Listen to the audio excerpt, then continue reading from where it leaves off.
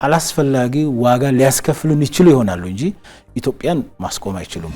የምክክር እድሉን አለመጠቀማቸው ምን ሊያስከትል ይችላል? እኔ ካላማሰልኩ ወጡ አይጣፍጥም የሚል ፖለቲካ ለሀገረ መንግስት ግንባታ አይሰራም። ከአውድ ውጭ በማራገብ አጀንዳው እንዲዳከም የሚጥሩ አካላት አሉ። ተራ የወደብ ጥያቄ አይደለም፣ ከዛ በላይ የህልውና ጥያቄ ነው። ሌላ አንድ ህዳሴ ግድብ ተገነባበት ነበር፣ ሌላ ኮይሻ ግድብ ተገነባበት ነበር፣ ሌላ ባቡር መንገድ ተሰራበት ነበር።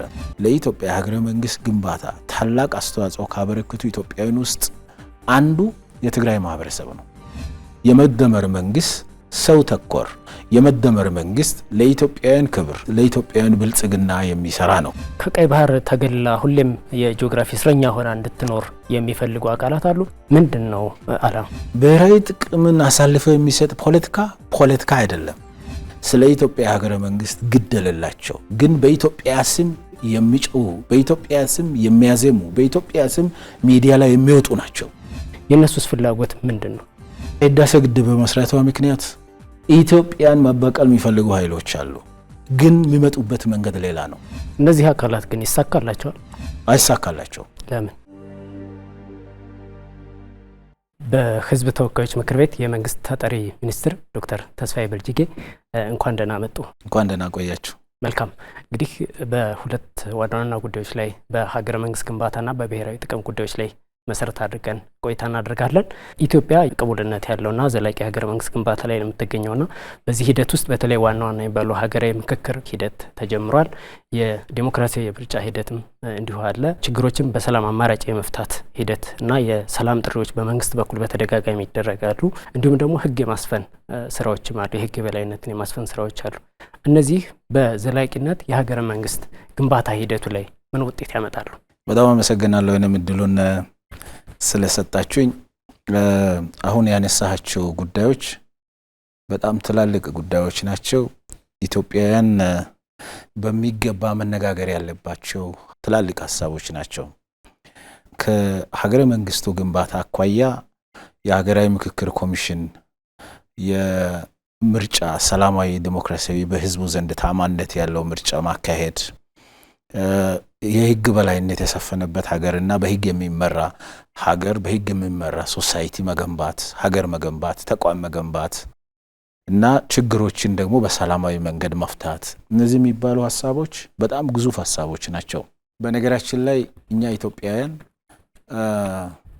በኢትዮጵያ ውስጥ በኢትዮጵያ ታሪክ ሳይታረቁ የቆዩ ተቃርኖችን ለማስታረቅ ትክክለኛ ጥያቄዎችን ማንሳት ተገቢ ነው ብዬ አምናለሁ። ስለዚህ ኢትዮጵያውያን ከዚህ አኳያ በኢትዮጵያ ውስጥ የማይታረቁ ነገሮች ለምን ተፈጠሩ የሚለው ላይ ጥያቄ ማንሳት ያስፈልገናል። ለምሳሌ ሁለት የማይታረቁ ሆነው የቆዩ ጉዳዮችን ላንሳ። ኢትዮጵያውያን በአንድ በኩል ኢትዮጵያ ራሷ የሰው ዘር መገኛ ናት። የጥንታዊ ስልጣኔ ባለቤት ነበርን። የጥንታዊ ስልጣኔ ባለቤትና የጥንታዊ ስልጣኔ በሚገባ ስራ ላይ ያዋለ ሀገርና ህዝብ ነበርን። የጥንታዊ ስልጣኔ ባለቤት መሆን ብቻ ሳይሆን የስነ መንግስት የረጅም ዘመን የስነ መንግስት ልምምድ ያለን ሀገርና ህዝብ ነበርን ነን። ዓለም ስለ ዲሞክራሲ እንዳሁኑ ከመዘመሩ በፊት ምዕራባውያን ዋነኛ የዲሞክራሲ ባህል የዲሞክራሲ እድገት የዲሞክራሲ ተቋማት ግንባታ ዋነኛ ደቀ መዝሙርና አስተማሪ ሆኖ ከመውጣታቸው በፊት የዛሬ 500-600 ዓመት በፊት ገዳም ይባል ስርዓት ዛሬ ላይ የዲሞክራሲ ዋነኛ ኤሌመንት ናቸው የሚባሉ ጉዳዮችን በሙሉ አካቶ የያዘ የአስተዳደርና የፖለቲካ ስርዓት ተግባራዊ ያደረጉ ማህበረሰቦች ባለቤት ናት ኢትዮጵያ። በቀኝ ያልተገዛች ናት ኢትዮጵያ። የአፍሪካውያን የነጻነት ምልክት ናት ኢትዮጵያ። የነጻነት ቀንድል ናት ኢትዮጵያ። ኢትዮጵያ የዓለም የመጀመሪያው ኢንተርናሽናል ተቋም ነው ተብሎ የሚታመነው ሊግ ኦፍ ኔሽንስ ነው። የዚህ የዓለም የመጀመሪያው ተቋም የሆነው የሊግ ኦፍ ኔሽንስ ከአፍሪካ ብቸኛዋ ሀገር ናት፣ አባል የነበረች ሀገር ናት። መጀመሪያ ላይ ኢትዮጵያ የመጀመሪያው የፓን አፍሪካን ተቋም አፍሪካዊ አህጉራዊ የፓን አፍሪካን ተቋም ተብሎ የሚታመነው የአፍሪካ አንድነት ድርጅት ነው፣ ኦርጋናይዜሽን ኦፍ አፍሪካን ዩኒቲ። የዚህ ድርጅት መስራችም መሪም ነበረች ኢትዮጵያ። ኢትዮጵያ በእነዚህ ሁሉ የምትታወቅ ሀገር ለምንድነው ደግሞ በታሪኳ ልክ በግዝፈቷ ልክ ያልተገኘችው? ይሄ አሁን ቅድም ተቃቀስኳቸውና ሌሎች ስለ ኢትዮጵያ ተወርቶ ቢወራ የማይጠገቡ ጉዳዮች መኖራቸውን ያክል ኢትዮጵያን ደግሞ ማይመጥኑ ነገሮችም የታሪካችን አካል ሆነው ከኛ ጋር ቆይተዋል። ለምሳሌ በአንድ በኩል አሁን የጠቀስኩት ነገር ጥሩ ነገር እንዳለ፣ በሌላ በኩል ግን በፍጹም ኢትዮጵያን የማይመጥኑ ደግሞ ልምምዶችም ነበሩ። ለምሳሌ የረጅም ዘመን የሥነ መንግስት ታሪክ ያላት ሀገር ብሔራዊ መግባባት መፍጠር የሚገባ ነገሮች ዙሪያ ብሔራዊ መግባባት ሳንፈጥር ቆየን። ለምን የሚል ጥያቄ መነሳት አለበት። ኢትዮጵያ ውስጥ በፖለቲካ አጀንዳ ምክንያት መገዳደል፣ መጠፋፋት፣ አንዱ ሌላው ላይ ጦርነት ማወጅ እና የእርስ በርስ ጦርነትና ሽኩቻም የታሪካችን አካል ሆነው ቆይተዋል። ለምን የሚል ጥያቄ መነሳት አለበት። ኢትዮጵያ የነጻነት ቀንድል ብትሆንም ኢትዮጵያ በአፍሪካም በዓለምም የትላልቅ ኢንተርናሽናል እና ኮንቲኔንታል ኢንስቲትዩሽንስ አንዳንዶቹን መስራች አንዳንዶቹን ደግሞ ቀዳሚ አባል ሆና ብትቆይም ግን በብዙ መንገዶች የዓለም ጭራ ሆና እንድትታይ ሆኗል። ለምን? እነዚህ ጥያቄዎች መነሳት አለባቸው።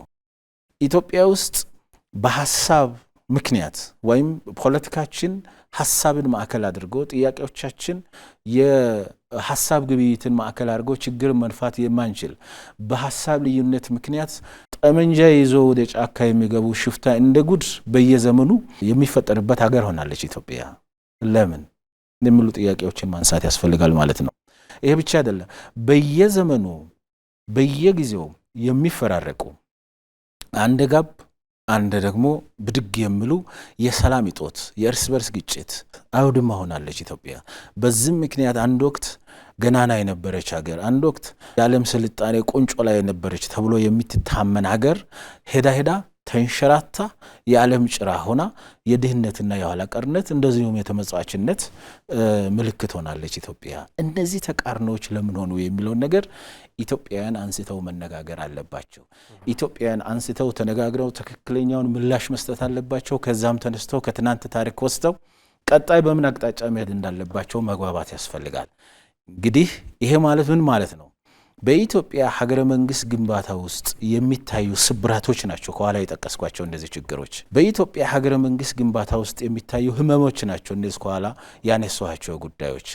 የብሔራዊ መግባባት ያለመኖር፣ ችግሮቻችን በሰላማዊ መንገድ፣ በሰለጠነ መንገድ፣ በሰጠው መቀበል መንገድ 21ኛው ክፍለ ዘመን በሚመጥን መንገድ ፖለቲካችንን አለማስኬድና እጅግ ኋላ ቀር ዘግናኝና ጨፍጫፊ የሆነ አንዱ ሌላውን የሚያጠፋ የፖለቲካ አመለካከት ይዞ እስከዛሬ መዝለቅ በሀገረ መንግስቱ ግንባታ ውስጥ የታየ ችግር ነው። ጠንካራ በዜጎች ዘንድ ተቀባይነት ያለው ተቋም አለመገንባታችን በሀገረ መንግስት ግንባታ ውስጥ የታየ አንድ ስብራት ነው። አዎንታዊ የሰላም ባህል እየገነባን ያለመሄድና ችግሮቻችን በሰላማዊ መንገድ መፍታት ባለመቻላችን ምክንያት በጦርነትና በግጭት አዙሪት ውስጥ መቆየታችን በሀገረ መንግስት ግንባታ ሂደት ውስጥ ከታዩ ስብራቶች ውስጥ አንዱ ነው። እነዚህ ችግሮችን ለመፍታት ነው እንግዲህ ሀገራዊ ምክክር ኮሚሽን የተቋቋመበት ምክንያት። አሳምሽኑ ምንድነው? ግምቱ ምንድነው? ኢትዮጵያውያን ሀገራዊ ምክክር ኮሚሽን አማካኝነት መነሻ በማድረግ ቁጭ ብለው ተነጋግረው፣ ቁጭ ብለው ተወያይተው፣ ቁጭ ብለው ተመካክረው በሰጥቶ መቀበል መሪ ሀገራቸውን በሚያጸና መንገድ ኢትዮጵያን ከፍ በሚያደርጋት መንገድ ችግሮቻቸውን መፍታት ይችላሉ። ችግሮቻቸውን መፍታት ይችላሉ ማለት ነው። ብሔራዊ መግባባት መፍጠር በሚገባን ወሳኝ ጉዳዮች ዙሪያ ላይ ብሔራዊ መግባባትን መፍጠር ይችላሉ። የሰላም የእጦት መነሻ የሚሆኑ የግጭት መነሻ የሚሆኑ ጉዳዮችን ደግሞ በግጭት መፍታት ሳይሆን በጦርነት መፍታት ሳይሆን በሰለጠነ መንገድ በውይይት መፍታት የሚያስችል ሁኔታ ይፈጥራሉ ተብሎ ይታመናል። ስለዚህ ከዚህ አኳያ ሀገራዊ ምክክር ማሳካት ማለት በሌላ አባባል ምን ማለት ነው? ለዘመናት በኢትዮጵያ ሀገረ መንግስት ግንባታ ውስጥ የታየውን ስብራት ለማከም በጣም ወሳኝ ታሪካዊ ክንዋኔ ተደርጎ የሚታይ ነው አንዱ። ሁለተኛው ከዲሞክራሲ አኳያ ቅድም እንዳልኩት ኢትዮጵያ ከዲሞክራሲ እጦት አኳያ የዲሞክራሲ ባህል በሚገባ እየጎለበተ ባለመሄዱ ምክንያት ዲሞክራሲያዊ በሆነ መንገድ ችግሮቻችን መፍታት ባለመለማመዳችን ምክንያት ለዚህ የሚሆን አገር በቀል ዕውቀትና ለዚህ የሚሆን ደግሞ ተቋም ባለመገንባታችን ምክንያት ብዙ ዋጋ ከፍላለች። ስለዚህ አንዱ የዲሞክራሲ ባህል መለማመድ ዜጎች መሪዎቻቸውን በነጻነት በፍላጎት የመምረጥ መሪዎችን በምርጫ የመወሰን መውረድ ያለበትን መውጣት ያለበት ላይ ውሳኔ ማስተላለፍ ነው። ስለዚህ ነፃ ፍትሃዊና በኢትዮጵያውያን ዘንድ ተቀባይነት ያለው ምርጫ ለማካሄድ በዘንድሮ ዓመትም ዝግጅት የተካሄደ ነው። ይሄንን ፕሮሰስ ይሄንን ክንዋኔ በሚገባ በጥንቃቄ ካመራ ነው እንደ ሀገር ኢትዮጵያዊ ዲሞክራሲ ለመገንባት የተያዘውንም ትልም ላይ አንድ ተጨማሪ ኢንፑት ይሆናል። ዲሞክራሲ እንደሚታወቀው በምዕራቡ ዓለም ከ200-300 ዓመታት በላይ ልምምድ ያለው ነው። በአንድ ቀን ወይም በአንድ የምርጫ ተርም ወይም በአንድ ጄኔሬሽን ሁሉ ነገር የሚሳካለት አይደለም። ግን እያንዳንዱ ጄኔሬሽን በሚኖርበት ዘመን መስራት የሚገባውን ነገር ሰርቶ ማለፍ ይጠበቅበታል ማለት ነው። ሶስተኛው ያነሳው ችግሮቻችን በሰላማዊ መንገድ መፍታት ልምምዳችንና የህግ በላይነትን ማስከበር ነው። የትኛውም ሀገር ላይ የተረጋጋ ሀገረ መንግስት ግንባታ እንዲኖር፣ የተረጋጋ የዜጎች እንቅስቃሴ እንዲኖር፣ ዜጎች በነጻነት በሀገራቸው በሁሉም አካባቢ ተዘዋዝሮ መስራት፣ ንብረት ማፍራት፣ ሀብት ማፍራት፣ መስራት እና ደግሞ መበልጸግ እንዲችሉ የትኛውም አካባቢ ላይ ደግሞ እሳቤዎቻቸውን፣ እውቀታቸውን፣ ልምዳቸውን፣ አቅማቸውን ወደ ካፒታል መቀየር የሚያስችለው በህግ የሚመራ ሀገርና በህግ የሚመሩ ተቋማት ሲኖሩ፣ በህግ የሚመሩ ማህበረሰብ ሲኖር ነው። በህግ የሚመራ ማህበረሰብ ባለበት ውስጥ ኢሹዎች ሊነሱ ይችላሉ። ለግጭት መነሻ የሚሆኑ ኢሹስ ሊኖሩ ይችላሉ፣ አጀንዳዎች ሊኖሩ ይችላሉ። እነዚያ ደግሞ በሰላማዊ መንገድ ሲፈቱ ነው። ለዚህ ነው መንግስት ከለውጡ በኋላ ማንኛውም የፖለቲካ አጀንዳ ያለው ኃይል፣ ቡድን፣ ግለሰብም ይሁን ፖለቲካ ፓርቲ ማንም ኃይል ቢኖር አጀንዳዎቻችን ይዘን በጠረጴዛ ዙሪያ ቁጭ ብለን እንነጋገርበት። በፖለቲካ አጀንዳ ምክንያት እርስ በርስ መገዳደል፣ በፖለቲካ አጀንዳ ምክንያት እርስ በርስ መጠፋፋት፣ በፖለቲካ አጀንዳ ምክንያት መበሻሸቅ፣ በፖለቲካ አጀንዳ ምክንያት ለሚኖር ሀገርን ታሳቢ ያላደረጉ ነገር ውስጥ መግባት መቆም አለበት ተብሎ የተያዙ አቅጣጫዎች እና እሳቤዎች ወደ ተግባር ለማስገባት ጥረት እየተደረገ ያለው በዚህ ምክንያት ነው። ከዚህ አኳያ ሀገራዊ ምክክር ማሳካት አሁን በዚህ ዓመት የሚካሄደውን ምርጫውን በተሳካ መንገድ ማካሄድና ምርጫው ዲሞክራሲያዊ ባህል እየተለማመድን ተቋማዊ መሰረት ያለው ዲሞክራሲ ባህል ለመገንባት የጀመርነው ስራ ላይ አንድ ተጨማሪ ኢንፑት፣ አንድ ተጨማሪ ቫልዩ አድ አድርጎ የሚያልፍ ምርጫ እንዲሆን ማድረግ፣ በሰላማዊ መንገድ ችግሮቻችንን መፍታት፣ የህግ በላይነት የተከበረባት ሀገር፣ ተቋም፣ ማህበረሰብ ከህግ ውጭ የማይንቀሳቀስ በህግ መሰረት የሚኖር ማህበረሰብ መገንባት የሁሉም አካል ስራ መሆን አለበት። የሁሉም ኢትዮጵያዊ የፖለቲካ ፓርቲዎች አጀንዳ መሆን አለበት። የሚዲያ ሰዎች አጀንዳ መሆን አለበት። የሌሎች ልሂቃን አጀንዳ መሆን አለበት። የአርሶ አደሩ፣ የአርብቶ አደሩ፣ የከተማ ነዋሪው፣ የሁሉም የምሁሩ፣ የሁሉም አጀንዳ መሆን አለበት። ለምን? ለሁላችን የምትሆን ኢትዮጵያ ለመገንባት ከዚህ ውጭ ያለ አማራጭ የጥፋት መንገድ ነው ተብሎ ስለምታመን ማለት ነው። መልካም። ህዝቡና የፖለቲካ ኃይሎች ወይም የፖለቲካ ፓርቲዎች ምን አይነት እይታ ነው ለነዚህ ሂደቶች ወይም ለነዚህ ጉዳዮች ሊኖራቸው የሚገባው? ፖለቲካን ለመስራት ኢትዮጵያ የምትባል የጋራ ሀገራችን ጤናማ መሆን አለባት። የኢትዮጵያ ሉዓላዊነት፣ የኢትዮጵያ ነጻነት፣ የኢትዮጵያ ደህንነትና ሰላም የተጠበቀ ሀገር መሆን አለባት። ኢትዮጵያ የምትባል ሀገር ተዳክማ፣ ኢትዮጵያ የምትባል ሀገር ተዋርዳ አንተ ልትከበር አይችልም። የፖለቲካ ፓርቲ ሊከበር አይችልም። ምሁር ሊከበር አይችልም። ዜጋ ሊከበር አይችልም። አንተ የተከበርክ እንድትሆን ሀገር የተከበረች መሆን አለባት። ስለ ኢትዮጵያ ስትናገር እጅግ በጣም አስደናቂ ነገር ከሚባሉት ነገሮች ውስጥ አንዱ ምን እንደሆነ ታውቃለህ? ኢትዮጵያ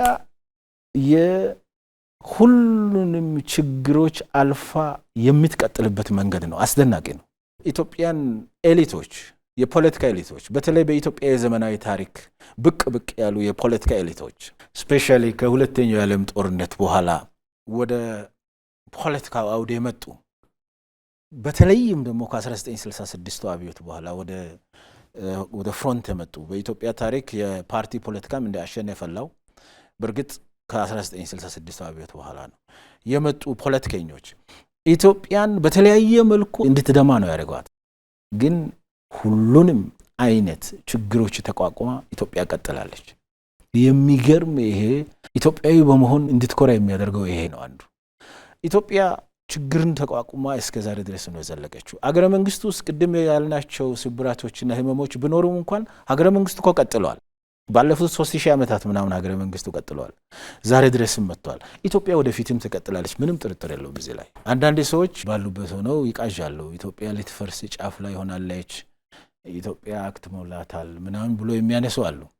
በጣም የተሳሳቱ ስለ ኢትዮጵያ የማያውቁ በጣም የተሳሳቱ የኢትዮጵያን ታሪክ ጠንቅቆ ማያውቁ ቢያቁም ከሆነ ግልብ የሆነ ላይ የሆነ ኢንፎርሜሽን ያላቸው ናቸው። ኢትዮጵያ ሁሉንም ችግር ተቋቁሞ ነው እስከዛሬ የቀጠለችው። ኢትዮጵያ ውስጥ አሁን ሀገራዊ ምክክር ማሳካት አሁን ካለ አመራር ጋር አያይዞ መመልከት በጣም የተሳሳተ ነው። አሁን ካለ ትውልድ ጋር አያይዞ መመልከት በጣም የተሳሳተ ነው። ሀገራዊ ምክክር ኮሚሽኑ እኮ ከትውልድ በላይ ነው። አንዳንዱ ሰው ደግሞ እኔ ካላማሰልኩ ወጡ አይጣፍጥም ይላሉ። ስለዚህ እኔ ያላማሰልኩት ወጥ ይደፋ ይላሉ። እንዲህ ተብሎ አገር አይገነባም። የትም አገር በአንድ ሀገር እኮ አንተ የማትፈልገው የፖለቲካ ሂሳብ የያዙ ሰዎች ሀገር መሪዎች ሊኖሩ ይችላሉ። የማትፈልገው አንተ ማትደግፈው የፖለቲካ አይዲዮሎጂ የያዙ ሰዎች የአንድ ሀገር መሪ ሊሆኑ ይችላሉ። አንተ የማትፈልገው ወይም ላንተ የማይሆን ወይም አንተ ስልጣን ላይ ያልሆንክበት ኃይል በፖለቲካ ስልጣን ላይ በመኖሩ ምክንያት ኢትዮጵያ የምትባል ሀገር ሉዓላዊነቷ ነጻነቷ ኮምፕሮማይዝ መሆን አለበት ብለህ ካሰበ እኮ ይሄ ፖለቲከኛ አይደለም። እንዲህ ብሎ የሚያስብ ሰው ስለ ሀገረ መንግስት ግንባታ ሀሁ የሚያውቅ ነው ብሎ ለማሰብ በጣም ይቸግራል። በጣም ግለኛ እኔ ከሞትኩ ይላል አይደል በአማርኛ ባልበላም ጭሬ እንደሱ አይነት ነው የሚሆነው ማለት ነው። ስለዚህ እንደዛ ሆኖ ሀገረ መንግስት አይገነባም። እንዲህ ሆኖ ሀገር አይገነባም። ምክንያቱም አሁን ዛሬ በይሄን ሀገር እየመራ ያለው ታሪካዊ ኃላፊነት ያለው ብልጽግና ፓርቲ የሚባል የፖለቲካ ፓርቲና ብልጽግና ፓርቲ እየመራ ያለው የለውጥ መንግስት ነው። የኢትዮጵያ ሀገረ መንግስት ግን ይቀጥላል።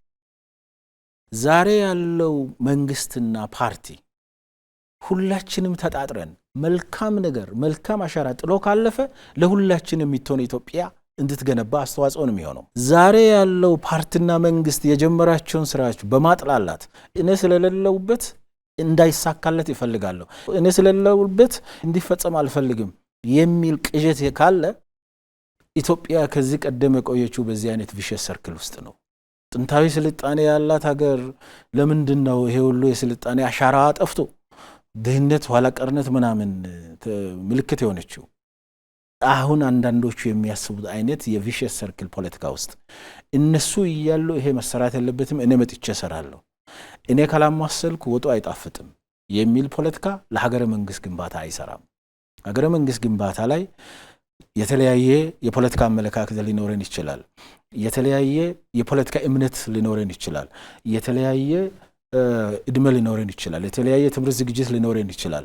ግን ተባብረን በሀገር ጉዳይ ላይ በጋራ መቆም የሚገባን ጉዳይ ላይ በጋራ መቆም ያስፈልጋል ማለት ነው።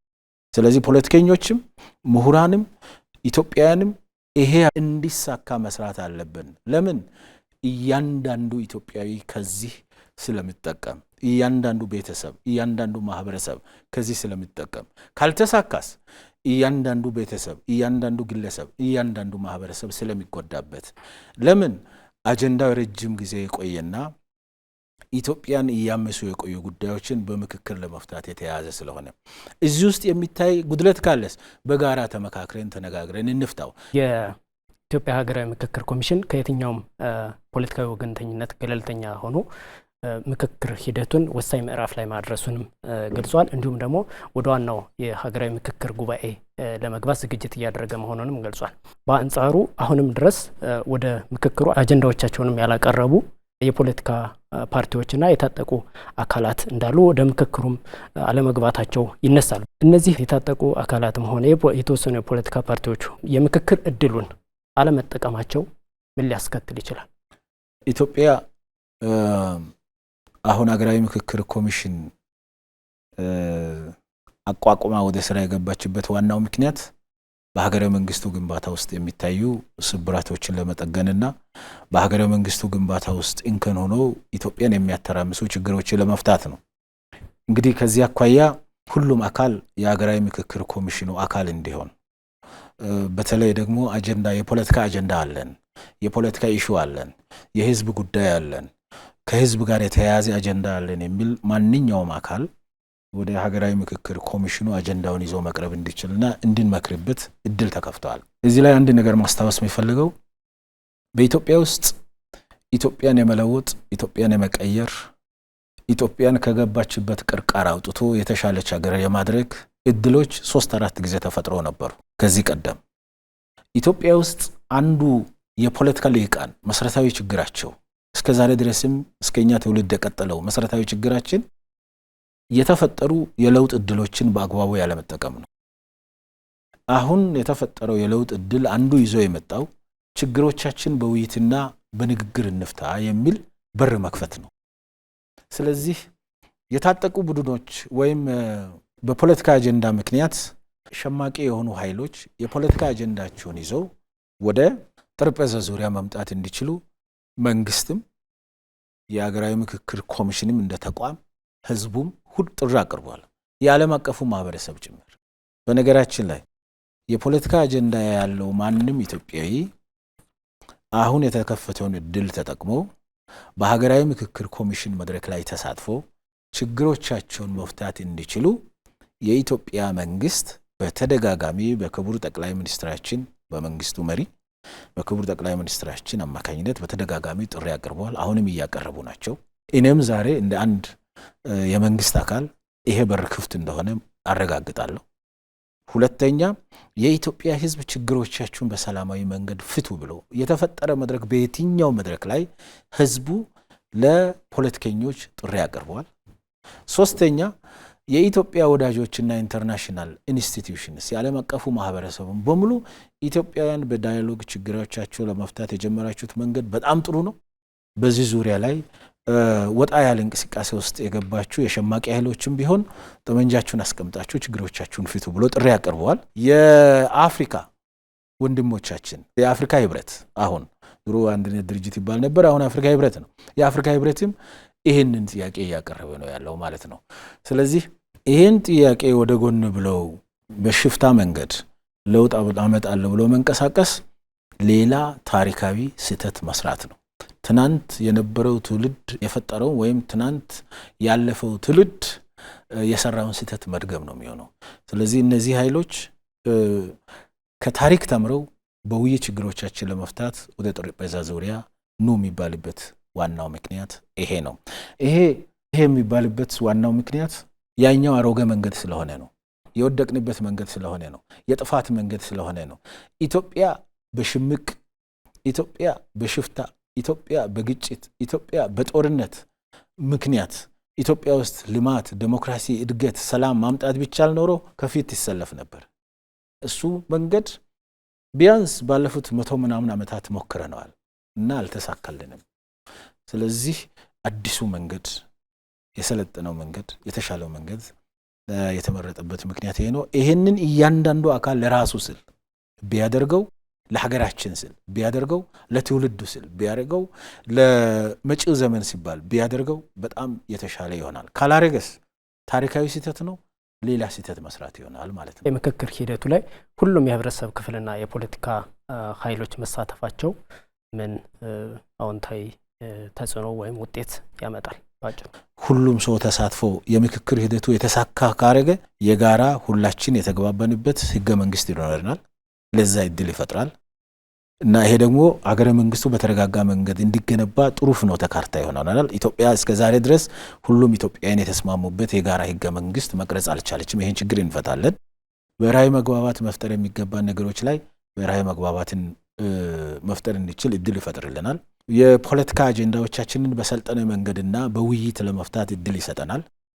ኢትዮጵያን በየዘመኑ የሚያሰቃየውን የግጭት፣ የጦርነት፣ ያለመረጋጋት ችግርን የመቅረፍና አዎንታዊ የሰላም ባህል መገንባት እንዲችል እድል ይከፍትልናል። እንደዚሁም ደግሞ እነዚህ ሁሉ ነገሮች ሲሆኑ ኢትዮጵያውያን በተረጋጋ መንገድ የተፈጥሮ ሀብታቸውን በአግባቡ ተጠቅመው የሰው ሀብት ልማታቸውን በአግባቡ ተጠቅመው ጠንካራ የበለጸጉ ያደገ ሀገር የመሆን እድል ይሰጠናል ማለት ነው። ይሄ ማንን ይጎዳል? ማንንም። ይሄ ማንን ይጠቅማል? ሁሉንም ብለን መውሰድ እንችላለን። የምክክር ኮሚሽኑ በቅርብ ሳምንታትም ይፋ ባደረገው መረጃ መሰረት ወደ ምክክሩ ለመግባት ኢትዮጵያ ውስጥ ካሉ ክልሎች የአጀንዳ ማሰባሰብና በሀገራዊ የምክክር ጉባኤ የሚሳተፉ ተወካዮችን የማስመረጥ ሂደት በትግራይ ክልል ብቻ እንደቀረው እሱንም ለማከናወን የተለያዩ ጥረቶችን እያደረገ እንደሆነ ገልጿልና በአንጻሩ ግን በክልሉ የአጀንዳ ማሰባሰብና ተወካዮችን የማስመረጥ ሂደት እንዳይሳካ ፍላጎት ያላቸው ጥረት የሚያደርጉ አካላትም አሉ። ዋና ዓላማቸው ምንድን ነው? የኢትዮጵያ ሀገራዊ ምክክር ኮሚሽን ተጠሪነቱ ለህዝብ ተወካዮች ምክር ቤት ነው እንደሚታወቀው። ስለዚህ እኔ እንደ ህዝብ ተወካዮች ምክር ቤት በየጊዜው በምክክር ኮሚሽኑ በኩል የሚቀርቡ ሪፖርቶችን በየጊዜው እናቃቸዋለን፣ እንገመገማቸዋለን። ምክክር ኮሚሽኑን የሚከታተል የቋሚ ኮሚቴ አለ። በዛ ቋሚ ኮሚቴ በኩል ስራዎች ድጋፍ እየተሰጡ ለህዝብም ሪፖርት እየቀረበ ነው የተመራው። ባለፈው በህዝብ ተወካዮች ምክር ቤት በቋሚ ኮሚቴው በኩል ማረጋገጥ እንደተቻለው ለኢትዮጵያውያን የምክክር ኮሚሽኑ በሚዲያ እንደገለጸው የምክክር ኮሚሽኑ ስራ ወሳኝ ምዕራፍ ላይ ደርሷል እና እስከዛሬ የመጣበት መንገድ እኛ እንደ ህዝብ ተወካዮች ምክር ቤት ይህንን ስራ በበላይነት እንደሚከታተል ተቋም እስካሁን የምክክር ኮሚሽኑ ስራ የሄደበት መንገድ እጅግ በጣም ጥሩ ደረጃ ላይ ደርሷል ብለን እናምናለን። ምክንያቱም እስካሁን ወሳኝ የሚባሉ ስራዎች ተከናውነዋል። አንደኛ አጀንዳ የማሰባሰብ ኢትዮጵያን የሚረብሹ ኢትዮጵያ እንዳትረጋጋ የሚያደርጉ ብሔራዊ መግባባት እንዳይኖር የሚያደርጉ የጋራ የሆነ ህገ መንግስት እንዳይኖር የሚያደርጉ የኢትዮጵያን ሰላም፣ የኢትዮጵያን ደህንነት፣ የኢትዮጵያን ልማትና እድገት አደጋ ውስጥ የሚጥሉ በየአካባቢው ያሉ አጀንዳዎች ምንድናቸው የሚባሉ ጉዳዮች በሚገባ ተዘርዝረው ህዝብን ባሳተፈ መንገድ እያንዳንዱ የማህበረሰብ ክፍል በተሳተፈ መንገድ አጀንዳ የመለየ ስራ ተቋሙ ሰርቷል በገለልተኝነት። ይሄ በጣም ጥሩ ስራ እንደሆነ እንደ አንድ ዜጋ ማስቀመጥ ይችላል። ሁለተኛ የአገራዊ ጉባኤ ላይ የሚሳተፉ አካላትንም በየሪጅኑ የማስመረጥ ስራ በተሳካ መንገድ ሄዷል። ከዚህ አኳያ በአማራ ክልልም በኦሮሚያ ክልልም የታጠቁ ቡድኖችም ውስጥ በትጥቅ ትግል መሄድ ኢትዮጵያን አይመጥናትም። ቅድም እንዳልኩት አሮጌው መንገድ ነው፣ አያዋጣንም። እኛ በሀገራዊ ምክክር ኮሚሽን መድረክ ላይ እንሳተፋለን ብለው የታጠቁ አካላትም ውስጥ ገምሱ ከዛ ወጥቶ እጅግ አብዛኛው ሰው አጀንዳ ሰጥቶ ተወካዩን አስመርጧል። ይሄ በጣም ጥሩ አፈጻጸም ነው። አሁን ይሄ ስራ በጣም በጥሩ ሁኔታ በትግራይ ክልል ተጀምሯል። በነገራችን ላይ የምክክር ኮሚሽኑ ለምክር ቤቱ ሪፖርት ሲያቀርብ ማየት እንደቻል ነው በትግራይ ክልልም የቅድመ አጀንዳ ማሰባሰብ ስራ ከተለያዩ ማህበረሰብ ክፍሎች ጋር ውይይት ተካሂዷል። ከምሁራን ጋር ውይይት ተካሂዷል። ከሲቪል ሶሳይቲስ ወይም የተለያዩ የህብረተሰብ ክፍሎችን ከሚወክሉ አደረጃጀቶች ጋር፣ ከወጣቶች ጋር፣ ከሴቶች ጋር፣ ከምሁራን ተወካዮች ጋር ውይይት ተካሂዷል። የማህበረሰብ ተወካዮች ሌሎች ከሲቪል ሶሳይቲ ውጪ ደግሞ ማህበረሰቡን በቀጥታ ከሚወክሉ ከሃይማኖት መሪዎች ጋር፣ ከሀገር ሽማግሌዎች ጋር ውይይት ተካሂዷል። በትግራይ ውስጥ ወደ 8 ከሚሆኑ የፖለቲካ ፓርቲዎች ጋር ውይይት ተካሂዷል። ኢቭን ቲፒኤልኤፍን ጨምሮ እንዴት ሀገራዊ ምክክር ኮሚሽኑ መሄድ እንዳለበት ውይይት ተካሂዷል። በትግራይ ውስጥ ቅድመ አጀንዳ ማሰባሰብና ቅድመ ጉባኤ ላይ የሚሳተፉ ሰዎችን ልየታ የተካሄዱ መድረኮች የሚያረጋግጡት በትግራይ ውስጥ ያሉ ኢትዮጵያውያን ተጋሩ ልጆች በሙሉ ሀገራዊ ምክክር እጅግ በጣም ጠቃሚ እንደሆነ አንስተዋል። ለምን? ትግራይ ውስጥ ያለ ህዝብ እንደ ሁሉም ኢትዮጵያዊ ደቡብም ውስጥ ሌሎች ምዕራብ ምስራቅም እንዳለ ኢትዮጵያዊ ሰላም ይፈልጋል። ችግሮችን በሰላማዊ መንገድ እንደምታውቀው የትግራይ ህዝብ ለሀገረ መንግስቱ ምስረታ ከፍተኛ አስተዋጽኦ ካላቸው ኢትዮጵያውያን ውስጥ አንዱ ነው። የትግራይ ማህበረሰብ ለኢትዮጵያ ሀገረ መንግስት ምስረታ፣ ለኢትዮጵያ ሀገረ መንግስት ግንባታ ታላቅ አስተዋጽኦ ካበረከቱ ኢትዮጵያውያን ውስጥ አንዱ የትግራይ ማህበረሰብ ነው። አንፎርቹኔትሊ ግን የትግራይ ማህበረሰብ በየዘመኑ በሚፈራረቅ ጦርነትና ግጭት ከፍተኛ ዋጋ የከፈለ ህዝብ ነው። አሁን እንዳለው እንደ ሁሉም ኢትዮጵያዊ የትግራይ ውስጥ ያለው ማህበረሰብ አቋም ምንድነው ካልክ ሰላምና ሰላም ብቻ ነው። አጀንዳ ይኖራል ትግራይ ውስጥ አላቸው። ትግራይ ማህበረሰብ እንደ የትኛውም ኢትዮጵያዊ የሚያነሳቸው ጥያቄዎች አሉ በራሱ በትግራይ ኮንቴክስት። ነገር ግን እነዚህ ጥያቄዎች በሰላማዊ መንገድ እንዲፈታ፣ በዲያሎግ እንዲፈታ፣ በሰጥቶ መቀበል መሪ እንዲፈታ፣ በውይይት እንዲፈታ፣ ግጭት፣ ሞት፣ ወጣቱን ልጆችን ሁሉም ለጦርነት መገበር ተገቢ እንዳልሆነ የትግራይ ህዝብ ውስጥ በጣም የማያሻማ አቋም መኖሩን መነጋገር መወያየት ችሏል የሀገራዊ ምክክር ኮሚሽኑ። ስለዚህ ይሄ ሂደት እንዳይሳካ የሚያደርጉ አካላት ጥቂቶች ናቸው። ፍላጎታቸው የግለኛ የቡድንና የራሱ የጠባብ ቡድን ፍላጎት ማስፈጸሚያ ነው እንጂ የትግራይን ህዝብ ፍላጎት የሚወክል አይደለም። ስለዚህ በትግራይ ክልል ውስጥ በእርግጠኝነት እኔ ማምነው እንደ መንግስት የምንተማመንበት ትግራይ ህዝብ ሰላም ስለሚፈልግ ትግራይ ህዝብ እንደ ሁሉም ኢትዮጵያዊ ልማት ስለሚፈልግ ትግራይ ህዝብ እንደ ሁሉም ኢትዮጵያዊ እድገትና ብልጽግናን ስለሚፈልግ ለዚህም ደግሞ እጅግ በጣም ከፍ ያለ አስተዋጽኦ በማበርከት የሚታወቅ ማህበረሰብ ስለሆነ ቁጭ ብሎ አጀንዳዎቻችን በውይይት እንፍታ የሚል ነገር ይቃወማል የሚል እምነት የለም። ይሄም በተጨባጭ መሬት ያለው ሀቅ አይደለም። ጥቂት ሁሉም በትግራይ ህዝብ ስም የሚነግዱ ሁሉም በትግራይ ህዝብ ስም የግል ፍላጎታቸውን የሚያሳኩ ሁሉም በትግራይ ህዝብ ስም የራሳቸውን የግል ኢንተረስታቸውን ማክሲማይዝ ማድረግ የሚፈልጉ ይሄ የሰላም ጉዳይ ከመጣ እንከስራለን የሚሉ ከግጭት እናተርፋለን ብሎ የሚያምኑ የሰላም መንገድ አያዋጣም ብሎ የሚያምኑ አካላት ሀገራዊ ምክክር እንዳይሳካ የተለያየ ነገር በሶሻል ሚዲያ በመናምን ሊያንቀሳቅሱ ይችላሉ።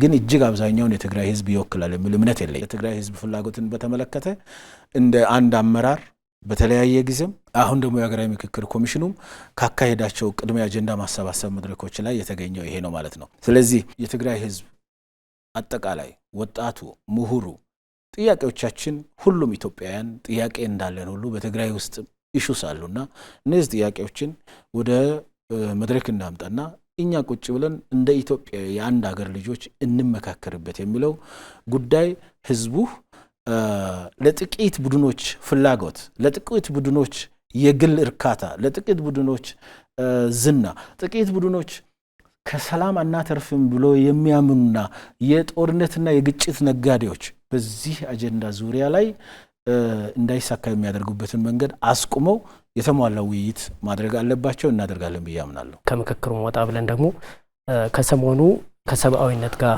የተያያዘ የሚነሳ ጉዳይ አለ። ወቅት እየጠበቀ እንደዚህ ያለ ጉዳይ ይነሳልና እንደው በዚህ ሂደት የመደመር እሳቤ እንዲሁም የመደመር መንግስት ከሰብአዊነትና ከማህበረሰባዊ እሴቶች አንጻር ምን አይነት ቦታ ምን አይነት ዋጋ ነው ለነዚህ የሚሰጥ? በጣም ጥሩ ሐሳብ ነው ያነሳው። በለውጡ ዘመን አጠቃላይ የለውጡ እሳቤ የሚመራበት የለውጡ እሳቤ መደመር ነው የሚባለው። በመደመር እሳቤ ውስጥ አንዱ ፒላር አንዱ ማዕዘን ድንጋይ ነው ተብሎ የሚታመነው በኢትዮጵያ ውስጥ የምንሰራቸው ስራዎች በሙሉ የትኛውንም ስራ በሙሉ የምንሰራቸው ስራዎች ሰው ተኮር መሆን አለባቸው። ሰው ተኮር ያልሆነ ስራ ዘላቂነት የለውም የሚል ፍልስፍና ነው ያለው ማለት ነው። የመደመር መንግስት እንደ አንድ ሀገራዊ መንግስት ግንባታ አቅጣጫ አንዱ የሚያምንበት ስራዎቻችን ሰው ተኮር መሆን አለባቸው። ስራዎቻችን ዜጎቻችንን ተኮር መሆን አለበት። ዜጎችን የሚያበለጽግ ለዜጎች ኑሮ የተሻለ ኑሮ የሚያመጣ ለዜጎችን ክብር የሚያረጋግጥ መሆን አለበት። ለምን? ኢትዮጵያ ማለት እኮ የኢትዮጵያ ዜጎችን ነው። ሀገር ሰው ነው። ከሰው ውጪ ሀገርን ማሰብ አችልም። የሀገር ክብር ማለት የዜጎች ክብር ነው። የሀገር ትልቅነት ማለት የዜጎች ትልቅነት ነው። ለዚህ ነው ስራዎቻችን ሰው ተኮር መሆን አለባቸው። ሰው ተኮር መሆን አለባቸው ሲባል ምን ማለት ነው? ሁሉንም ዜጋ በተለይ ደግሞ ዝቅተኛ የኑሮ ደረጃ ላይ የሚገኙን ማህበረሰብ ስራዎቻችን አድሬስ የሚያደርግ መሆን አለበት። ይሄ የአጠቃላይ መደመር ፍልስፍና ላይ የተቀመጠው እሳቤ ነው በፖሊሲዎች ላይ ማኒፌስትድ የሆነው። ለምሳሌ የውጭ ጉዳይ ፖሊሲዎች ሲቀረጽ የውጭ ጉዳይ ፖሊሲያችን ማዕዘን ድንጋዩ ምንድን ነው? የዜጎች ክብርና ብሔራዊ ጥቅም ነው። ለዚህ ሆኖ በተለያየ ምክንያት በየሀገሩ ሲንከራተቱ የቆዩ ዜጎችን ክቡር ጠቅላይ ሚኒስትራችን ጭምር ከውጭ ሀገር ሲመጡ በአውሮፕላን ጭነው የሚመለሱት ለምን? መዋረድ የለባቸው ዜጎቻችን ሀገር አላቸው፣ ኢትዮጵያ የምትባል ድንቅ ሀገር አላቸው ከሚል ማለት ነው። በልማት ስራዎቻችንም ሰው ተኮር መሆን አለብን። ብቻም አይደለም ኢትዮጵያንን የሚያዋርደው የኢትዮጵያን ክብር የሚነካው ተመጽዋችነት ነው፣ ልመና ነው። ከልመናና ተመጽዋችነት የሚያወጣ ስራ መስራት አለብን። ከልመናና ተመጽዋችነት የሚያወጣ ስራ ለመስራት በሀገር ደረጃ ሰፊ ርብርብ የተካሄደ ነው። በነገሪ ላይ ለምሳሌ በየትም ሀገር በጣም በለጸጉ የሚባለው የዓለም አንደኛው ሀብታም ለምሳሌ አሜሪካ ናት አይደል? አንደኛው ኢኮኖሚ የሚባለው ማለት ነው። በኢኮኖሚ ካልኩሌሽን ከርክ አሜሪካ ውስጥም የሚደገፉ የሰብአዊ እርዳታ የሚያስፈልጉ ሰዎች ይፈጠራሉ በተለያየ ምክንያት።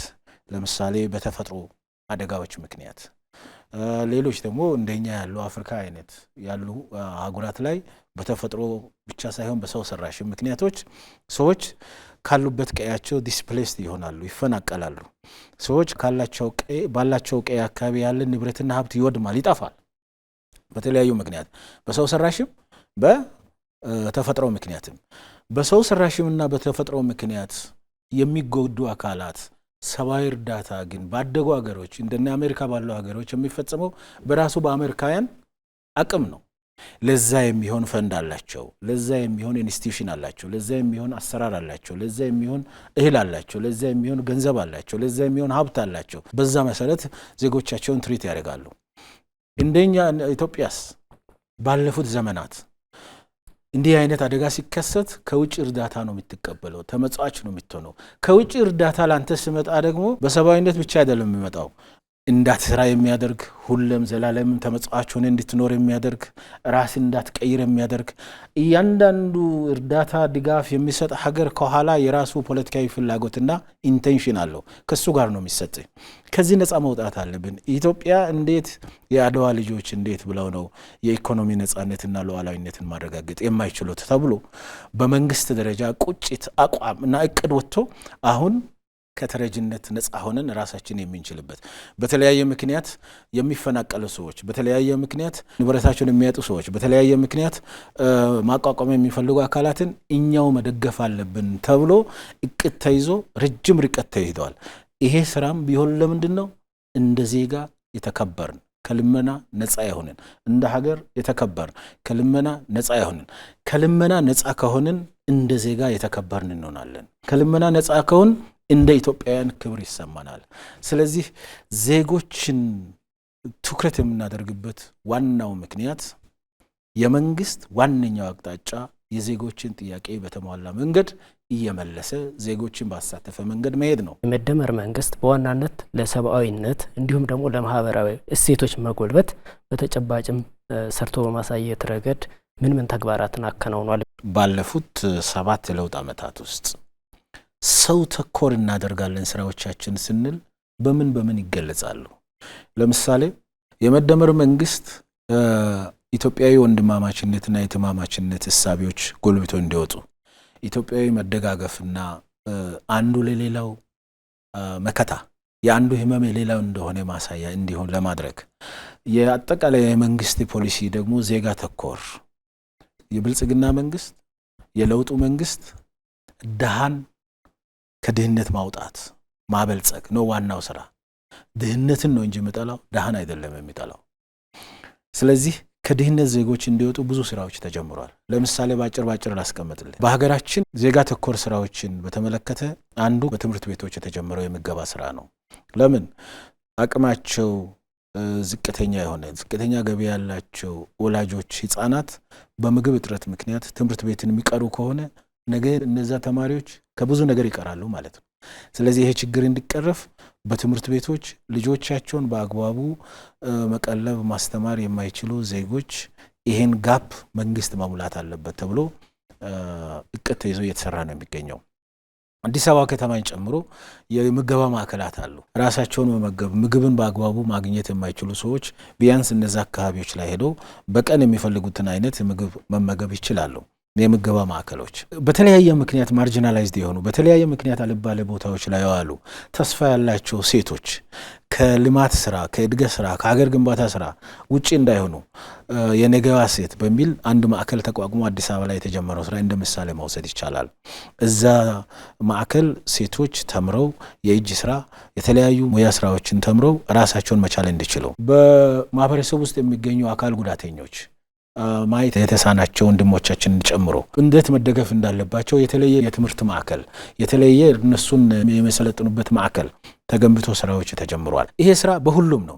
ክረምት አሁን እየተሰራ ያለው የአቅመ ደካሞች ቤት ግንባታ ስራ በክቡር ጠቅላይ ሚኒስትራችን ኢኒሼቲቭ የተጀመሩ ግን የመላው የኢትዮጵያን የስራ አካል የሆኑ ስራዎች ቁጥሩን ዝም ብለህ በዚህ በክረምት በጎ ስራ የሚሰሩ አቅመ ደካሞች ቤት እንዲኖራቸው ለማድረግ የተሰራውን ስራ ብትመለከት እጅግ በጣም ገራሚ ነው። ቁጥሩን አዲስ አበባ ላይ እንኳን ብቻ ብትመለከት እነዚህ ስራዎች በሙሉ ምንድን ነው? አንዳንድ ሰዎች የልማት ስራ ነው እንጂ የሚያስፈልገው የበጎ ፍቃድ ስራ ምን ይሰራል ብሎ የሚያወሩ አካላት አሉ። እጅግ በጣም የተዛባ ነው። እነዚህ ስራዎች እኮ የክረምት በጎ ስራዎች እየሰሩ ያሉት የግብርና ልማትን ስራ፣ የቱሪዝም ልማትን ስራ፣ የኢንዱስትሪ ልማትን ስራ፣ በማዕድን ዘርፍ የሚሰራውን ስራ፣ አጠቃላይ ኢትዮጵያን ለመቀየር የሚሰሩ ስራዎች እኮ አካል ሆነው ነው ወይም ጎን ለጎን ነው የሚሰሩትና እነዚህ ሁሉ ነገሮችን ስትመለከት የመደመር መንግስት ዜጋ ተኮር፣ የመደመር መንግስት ሰው ተኮር፣ የመደመር መንግስት ለኢትዮጵያውያን ክብር፣ የመደመር መንግስት ለኢትዮጵያውያን ብልጽግና የሚሰራ ነው። ይሄ ማለት ግን የሚያጋጥሙ ችግሮች ደግሞ አሉ። ህዝቡም መንግስትን በጋራ መስራት የሚገባቸው ይሄንን ስራ ወደ መሬት ለማውረድ በሚካሄድበት ጊዜ የሚያደናቅፉ አካላት አሉ። በየሰፈሩ የፖለቲካ አጀንዳ አለኝ በሚል ሽፋን የተደራጀ ሸማቂ አለ፣ ሽፍታ አለ፣ ንብረት ይዘርፋል፣ ሰው ይገላል፣ ማዳበሪያ እንዳይሰራጭ ያደርጋል፣ ኢንዱስትሪ ያቃጥላል። ኢንዱስትሪ ያቃጥለው ሰው አፈናቅለው ሰው ገሎ ሲያበቃ የተፈናቀለ ሰው ደግሞ ስራብ ሲንገላታ የመንግስት ችግር አድርጎ ለማሳየት ይሞክራል። እንደዚህ አይነት ነገሮችን በጋራ እየተከላከልን እነዚህ አይነት ችግሮችን በጋራ እየመከትን አሁን ቅድም ባልኩት መንገድ አገረ መንግስት ግንባታ ውስጥ ለነዚህ አይነት ችግሮችን በር የሚከፍቱ ጉዳዮችን እየዘጋን ይሄንን ጊዜ በእርግጠኝነት መሻገር እንችላለን ብለን እናምናለን። እኔም አምንበታለሁ። መልካም። እስኪ ወደ ባህር በር ጉዳይ እንምጣና ኢትዮጵያ የባህር በር ጉዳይን የህልውና ጉዳይ አድርጋ አንስታለች። ይህ አጀንዳ ደግሞ በመላው ኢትዮጵያውያን ልብ ውስጥ ያለም አጀንዳ ነው። በአንጻሩ ደግሞ የባህር በር ጉዳይን ከአውድ ውጭ በማራገብ አጀንዳው እንዲዳከም የሚጥሩ አካላት አሉ። የነዚህ አካላት እንቅስቃሴያቸው ዋና ምክንያቱ ወይም ዋና ዓላማው ምንድን ነው ይላሉ? በጣም ጥሩ ጥያቄ ነው ያነሳው። በቅድሚያ ኢትዮጵያ ለምን የባህር በር ጥያቄ ታነሳለች? ኢትዮጵያውያን ለምን የባህር በር ጥያቄ ያነሳሉ የሚለውን ነገር በአግባቡ ማስታወስ ተገቢ ነው የሚሆነው። ኢትዮጵያ የባህር በር የምታነሳበት በቂ አመክንዮ አላት። ኢትዮጵያውያን የባህር በር ጥያቄ የሚያነሱበት በቂ ምክንያት አላቸው። ለምሳሌ ኢትዮጵያውያን የባህር በር ጥያቄ የሚያነሱበት አንዱ ምክንያት ታሪካዊ ምክንያት ስላለን ነው። ኢትዮጵያ በታሪክ የአንድ ባህር በር ብቻ ሳይሆን የሶስትና አራት ባህር በሮች ባለቤት ነበረች። የኢትዮጵያ ታሪክ ከዘመነ አክሱማይት ከአክሱም ዘመነ መንግስት ከዛሬ ድረስ ያለውን አናላይዝ ብታረገው፣ ብትመራመረው፣ ሪሰርች ብትሰራው፣ ታላላቅ ሰዎች የጻፉትን ብታነብ ኢትዮጵያ ከአንድም 3 የባህር በሮች ነበሯት።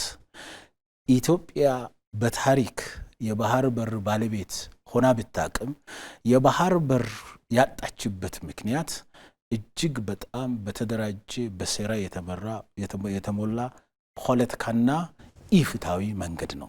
ስለዚህ ይሄ በሴራ በኢፍትሃዊነት መንገድ ያጣችውን የባህር በር መልሳ የማግኘት ታሪካዊ ምክንያት ታሪካዊ ጀስቲፋይ ማድረግ የሚችል ነገር ስላላት ነው አንዱ የሚጠይቀው። ሁለተኛስ ኢትዮጵያ የባህር በር ጥያቄ የምትጠይቅበት ሁለተኛው ምክንያት መልካም ምድራዊ ምክንያት አላት። ኢትዮጵያ በተለያየ ምክንያት በሴራ ከውሃ ከትላልቅ ውሃዎች ተገፍታ እንድትድርቅ በጣም ብዙ የውጭ ጠላቶች የውስጥ ባንዳዎችን ተጠቅሞ ያሳኩ ቢሆንም ኢትዮጵያ እኮ ከባህር ያላት ዲስታንስ ከ100 በታች ነው። በጣም የቀረበች ናት ለባህሮች። ስለዚህ የባህር በር ይገባታል፣ መልካም ምድራዊ ምክንያት አላት። ሶስተኛስ ኢትዮጵያ የባህር በር የሚታነሳበት ምክንያት ኢኮኖሚያዊ የሆነ ምክንያትና ጀስቲፊኬሽን አላት። የተለያዩ ጥናቶች እንደሚያረጋግጡት የባህር በር ያላቸው ሀገሮችና የባህር በር የሌላቸው ሀገሮች መካከል ያለውን የኢኮኖሚ እድገት የሚያነጻጽሩ ምሁራን የሚያረጋግጡት አንድ የባህር በር ያለ ሀገር ከባህር በር ከሌለ ላንድ ሎክድ ከሆነ ሀገር ጋር ሲነጻጸር የባህር በር ያለው ሀገር በኢኮኖሚ ወይ በጂዲፒው ከሚኖረው የኢኮኖሚ ድርሻ አኳያ ሲታይ ባህር በር የሌላቸው ሀገሮች በ20 እና 30% ይጎዳሉ። ስለዚህ የጂዲፒያቸው 25 እስከ 30% የሚሆነው ድርሻ ወይ በመጨመር ወይ በመቀነስ የባህር በር ባለቤት መሆንና አለመሆን የራሱ አስተዋጽኦ አለው። ለዚህ ነው ኢኮኖሚያዊ ምክንያታቸው። በተጨባጭስ ኢትዮጵያ ዛሬ በቢሊዮን የሚቆጠር ዶላር ለወደብ እየከፈለች ነው። ለምን? የራሷ ባህር በር ስለሌላት። ለወደብ የምትከፍለውን የባህር በሯ የራሱ ቢሆን ኖርስ ሌላ አንድ ህዳሴ ግድብ ተገነባበት ነበር፣ ሌላ ኮይሻ ግድብ ተገነባበት ነበር፣ ሌላ ባቡር መንገድ ተሰራበት ነበር፣ ሌላ የፍጥነት መንገድ ተሰራበት ነበር፣ ሌላ ሆስፒታል ተሰራበት ነበር። ኢትዮጵያን በመሰረተ ልማት ታገናኝ ነበር። ስለዚህ ኢኮኖሚክ ምክንያቶች አሏት ማለት ነው። አራተኛውስ ህጋዊ ምክንያትም አላት። ኢትዮጵያ ያሉ የባህር በርን በተለያየ ምክንያት ያጡ የዓለም ሀገሮች በህጋዊ መንገድ በዓለም ህግ ፊት ታይተው ተዳኝተው የባህር በር ያገኙበት ኤክስፒሪየንስ አላቸው። አምስተኛስ ዘ ሞስት ኢምፖርታንት ኢትዮጵያ የባህር በር የምታነሳበት ምክንያት የደህንነትና የጸጥታ ኢምፕሊኬሽን አለው። ለሉዓላዊነትም እጅግ በጣም ኢምፖርታንት ስለሆነ ነው። ስለዚህ እነዚህን 5 ምክንያቶችን መነሻ አድርገህ ብትመለከት ለኢትዮጵያ የባህር በር ጥያቄ የህልውና ጥያቄ ነው። ታሪካዊ ምክንያት አላት፣ መልክዓ ምድራዊ ምክንያት አላት፣ ኢኮኖሚያዊ ምክንያት አላት፣ ህጋዊ ምክንያት አላት፣ የጸጥታ ደህንነትና ሉዓላዊነት ጋር የሚገናኙ ምክንያት አላት። በእነዚህ ምክንያቶች የባህር በር ጥያቄ ለኢትዮጵያ ምንድነው ብለን ብንጠይቅ ተራ የወደብ ጥያቄ አይደለም። ከዛ በላይ የህልውና ጥያቄ ነው። የኢትዮጵያን ትልቅነት የሚወስን ወይ ኢትዮጵያ ትልቅ እንዳትሆን አንድ አስተዋጽኦ የሚያበረክት ትልቅ ፋክተር ነው ማለት ነው።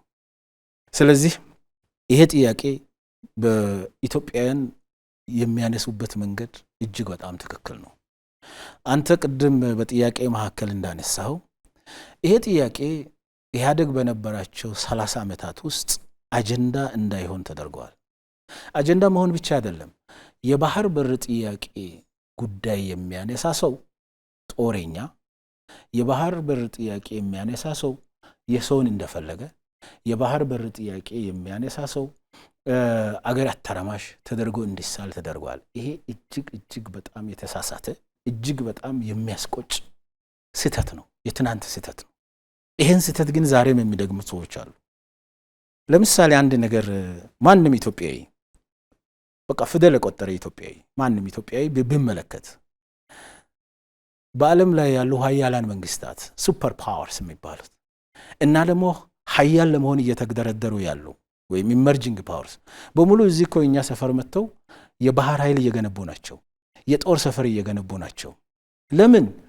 የሀገራቸውን ናሽናል ኢንተረስት የሀገራቸውን ብሔራዊ ጥቅም ያስጠብቅልናል ብለው ስለሚያምኑ ስንት ሺህ ማይል አልፈው እዚህ ሰፈራችን መጥተው የባህር ኃይል የሚገነቡ ሀገሮች፣ ወደብ የሚያለሙ ሀገሮች፣ የጦር ካምፕ የሚገነቡ ሀገሮች ስንት ሺህ ማይል መጥተው ሲሰሩ ጥያቄ ማያነሳ ኢትዮጵያዊ እንዴት ብሎ ነው በ60 ኪሎ ሜትር አወይ 60 ኪሎ ሜትር ላይ ከዚህ ቀደም እኔ አክሰስ ማድረገው የባህር በር ኢፍትሃዊ በሆነ መንገድ አጥቻለሁ፣ በሰላማዊና ዲፕሎማሲያዊ መንገድ የባህር በር ይገባኛል ብሎ ኢትዮጵያን እየመራ ያለ መንግስት ቢያነሳ እንዴት ሊነቀፍ ይችላል? እንዴትስ ይሄን ነውር ሊሆን ይችላል? ሺህ ማይል አልፈው ለብሔራዊ ጥቅሞቻቸው እዚህ ባህር ኃይል የሚገነቡና የጦር ሰፈር የሚገነቡ ሀገራት አደባባይ ላይ የራሳቸውን ኢንተረስት ዲፌንድ ለማድረግ የማያፍሩ ከሆነ እኛ እንዴት ትናንት የራሳችን ባለቤት የሆነውን የባህር በር ባለቤት የመሆን እንዴት ያሳፍረናል? ስለዚህ ይሄ ጥያቄ የዛሬ 2 ዓመት ክቡር ጠቅላይ ሚኒስትራችን ሲያነሳ ለረጅም ዓመታት ጋርዶ የነበረ ነገር ገለጡት ማለት ነው። ታሪካዊ ነው ማለት ነው። በዚህ ምክንያትም በነገሬ ላይ ብዙ ውጤቶች ተገኝተዋል። በመንግስት ደረጃ እንግዲህ የባህር በር ጉዳይን በሰላማዊ መንገድ የባህር በር እንድታገኝ የተለያዩ እንቅስቃሴዎች እየተደረጉ ነበርና ምን ደረጃ ላይ ይገኛል? በዚህ መንገድ የዛሬ 2 ዓመት ክቡር ጠቅላይ ሚኒስትራችን ቅድም ያልኳቸውን ምክንያቶችና ሌሎችንም ጨምረው ኢትዮጵያውያን የባህር በር ይገባናል ብለው ካነሱ በኋላ ረጅም ርቀት ነው የተካሄደው፣ ብዙ ውጤት ነው የተገኘው። የመጀመሪያው ውጤት ቢያንስ ኢትዮጵያውያን የኢትዮጵያን ብሔራዊ ጥቅም የሚወስነውን የባህር በር ጉዳይ በነጻነት መነጋገር እንዲችሉ እድል ሰጥቷል። ምሁራን እንዲጽፉበት፣ እንዲወያዩበት፣ ኢትዮጵያውያን በብሔራዊ ጥቅሞቻቸው ዙሪያ ያለ ሀፍረት ኢትዮጵያውያን ሻይ ሳያደርጉ መነጋገር እንዲችሉ እድል ሰጥቷል። ይሄ በራሱ አንድ እርምጃ ነው። አሁን እኮ ኢትዮጵያውያን እየተነጋገሩበት ነው። እናንተ እንደ ሚዲያ ሰዎች ተከታትላችሁ ይሆናል። ባለፈው ከአንድ ሳምንት ወር ከሁለት ሳምንት በፊት በመላው ኢትዮጵያ ትላልቅ ከተሞች ላይ ከመላው ማህበረሰብ ከኢትዮጵያውያን ጋር ከተለያዩ ማህበረሰቦች ከተወጣጡ ኮንፈረንሰኞች ጋር እና ወይም የማህበረሰብ ተወካዮች ጋር ውይይት አካሂደን ነበር። ህዝቡ የባህር በርን በተመለከተ ሶሊድ አቋም ነው ያለው፣ የማይናወጥ አቋም ነው ያለው። ምንድነው ህዝቡ የሚለን? ኢትዮጵያ የባህር በር ያስፈልጋታል። ይህን ሂደት ይህንን ጉዳይ አጀንዳ አድርጋችሁ ማንሳታችሁ በሁሉም ትውልድ በመልካም ጎኑ ሲያስታውስ ይኖራል። አሁን ያለው ትውልድ ይህን ጥያቄ መመለስ አለበት። እኛ ከመንግስት ጎን ነን። ጥያቄው ግን በሰላማዊ መንገድ በዲፕሎማሲያዊ መንገድ መመለስ አለበት። ስለዚህ በሰላማዊ መንገድ በዲፕሎማሲያዊ መንገድ እነዚህን ጥያቄዎች ለማስመለስ የሄዳችሁበት መንገድ ተገቢ ነው የሚል ህዝቡ ጥያቄ አንስቷል። ስለዚህ ህዝቡ የማይናወጥ አቋም አለው ማለት ነው። አንዱ የተገኘው ውጤት መላው ኢትዮጵያውያን በዚህ ጉዳይ ላይ በነጻነት መወያየት እንዲችሉ፣ በነገራችን ላይ የባህር በር ጥያቄ ለኢትዮጵያውያን የብሔራዊ ጥቅም ጉዳይ ነው። የባህር በር ጥያቄ ለኢትዮጵያውያን የጋራ ዕጣ ፈንታችን ነው። የባህር በር ጥያቄ ለኢትዮጵያውያን በጋራ አንድ ደረጃ የሚያደርሰን ወይም በጋራ ጉዳትን እንድናስተናግድ የሚያደርግ ጉዳይ ነው። ስለዚህ በዚህ ዙሪያ ላይ በህዝብ ውስጥ ትልቅ አጀንዳ ሆኗል። ከፍተኛ የሆነ የሐሳብ ልውውጥ እንዲኖር ሆኗል። ኢትዮጵያውያን ከመቼውም ጊዜ በላይ በብሔራዊ ጥቅሞቻቸው ዙሪያ ላይ መቀራረብ እንዲችሉ ሆኗል። አንዱ ይሄ ነው። ሁለተኛስ ይሄ ኢትዮጵያ ከበለጸገች ኢትዮጵያ ካደገች ለኛ አትሆንም ብለው የሚያስቡ ጥቂት የኢትዮጵያ ቋሚ ጠላት ሆነው የሚሰሩ አካላት ውጪ ያሉ የዓለም ማህበረሰቡ አካላት የዓለም ኮሚኒቲ በሙሉ ኢትዮጵያ የምታነሳው ጥያቄ ፌር ጥያቄ ነው። ኢትዮጵያ የባህር በር ይገባታል ብለው አንስተዋል። ስለዚህ የባህር በር ጥያቄ በመንግስት ደረጃ አጀንዳ እንዲሆን ከሆነ በኋላ ኢትዮጵያውያን የራሳቸው አጀንዳ አድርጓል። የዓለም አቀፉ ማህበረሰብ አጀንዳውን ደግፏል።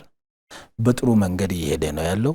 ኢትዮጵያ የጂኦግራፊ እስረኛ ሆና መኖር የለባትም የሚለውን ሁሉም የዓለም አቀፉ ማህበረሰብ አካላት በሙሉ ፖዚቲቭ ሐሳባቸውን እየሰነዘሩ ነው የሚገኙት። ይሄ ትልቅ ውጤት ነው። ከቀይ ባህር ተገልላ ሁሌም የጂኦግራፊ እስረኛ ሆና እንድትኖር የሚፈልጉ አካላት አሉ።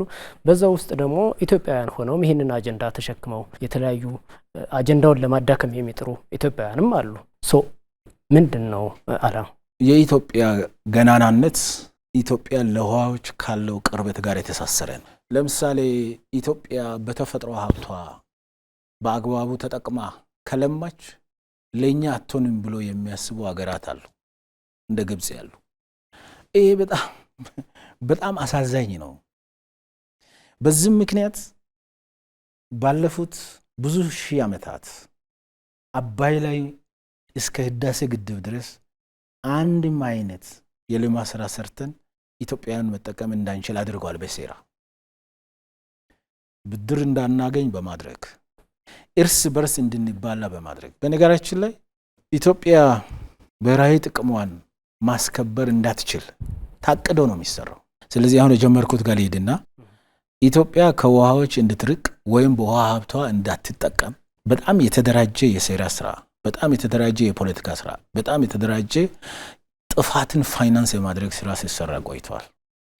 ይሄ የውጭ ጠላቶች በዚህ መልኩ አስበው ሲንቀሳቀሱ ጥቂትም ቢሆን በውስጥ ደግሞ ይህንን ተቀብለው የሚያቀነቅኑ እንዳለመታደል ሆኖ ኢትዮጵያውያን በየዘመናቱም ነበሩ። ጣሊያን ኢትዮጵያን በወረረች ጊዜ ባንዳ ሆኖ ያገለገሉ ሰዎች እንዳሉ ሁሉ ማለት ነው። ጣሊያን ኢትዮጵያን ወራ 5 ዓመት በሁለተኛው የጣሊያን ወረራ ወቅት ኢትዮጵያ ላይ ችግር ስትፈጥር ባንዳዎችን ነው አይደል የተጠቀመችው? ልክ እንደዛው ዛሬም እነዛ ጥቂት ባንዳዎች አሉ። ስለዚህ እኔ የሚመስለኝ አንደኛ እኛ ካላማሰል ወጡ መዳፋት አለበት ብሎ የሚያምኑ ጥቂት ፖለቲከኞች አሉ፣ ጥቂት ተንታኞች አሉ። ለኢትዮጵያ ባህር በር ያስፈልጋታል ግን በብልጽግና ዘመን መሆን የለባትም ለማለት የሚዳዳቸው ማለት ነው። እነዚህ ዋና ሐሳባቸው ኢትዮጵያ አይደለችም። እነዚህ ዋና ሐሳባቸው የግል ፍላጎታቸውና ጥቅማቸው የቡድን ፍላጎታቸውና ጥቅማቸው ስለ ኢትዮጵያ ሀገረ መንግስት ግደለላቸው ግን በኢትዮጵያ ስም የሚጮሁ በኢትዮጵያ ስም የሚያዘሙ በኢትዮጵያ ስም ሚዲያ ላይ የሚወጡ ናቸው።